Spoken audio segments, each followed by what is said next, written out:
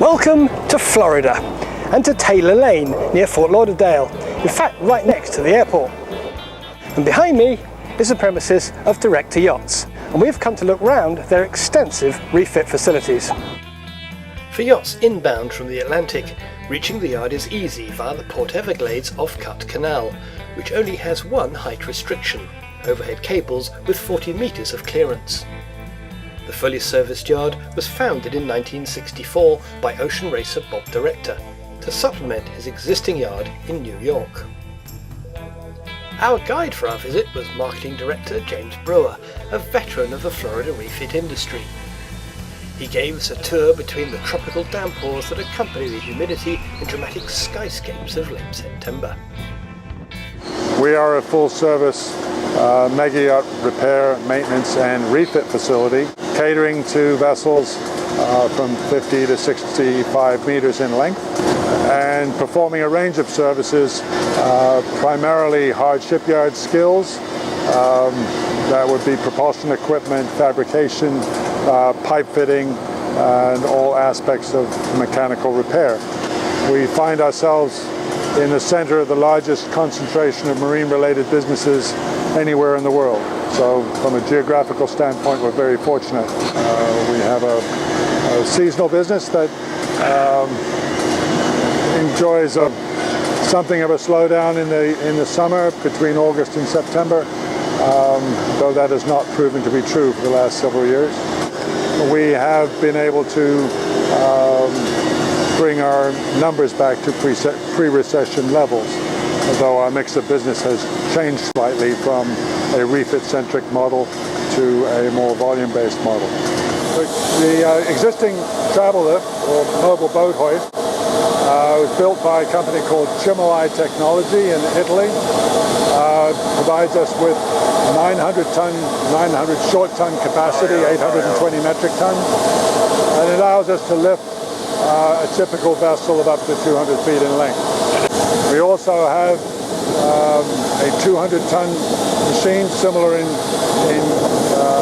specification and capability, being delivered at the end of September from the same manufacturer, which will provide our smaller customers with a more cost-effective solution in terms of haul-out, and also provide us with the ability to use the facility even more efficiently in terms of space. The building was originally constructed with the expectation of using it as a build hall for both repair and new construction.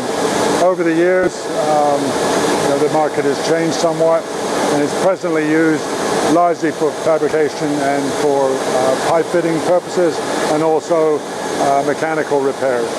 We have a fair bit of capital equipment, shear, press brake, roll, hydraulic bending machine, all the typical heavy tools that one would expect in a shipyard environment. But as far as possible, we try to keep things mobile so that this facility can be modified to accommodate any particular construction project we may have. The market has changed such that much of refit work and new construction, joiner work, is now performed in millworking shops a long way from the ocean. So the need for a fully fledged joiner shop in a facility such as ours is somewhat diminished. We therefore facilitate the installation of joiner work constructed elsewhere, but less and less do we find ourselves being asked to perform a complete interior refit on site. So often the joiner work will be fabricated sometimes well in advance of the vessel even coming to the shipyard. So it's much more of an installation work scope than it is a demolition and fabrication work scope. Each one of our project managers brings a certain aspect of the trades to the table. We have a 500-ton captain's license holder. We have an accredited chief engineer. We have an individual from the marine electronics field. We have an individual from the composite field, and 3 boat builders. We have a very collaborative management system, so each project manager is expected to support the others in terms of expertise and capability.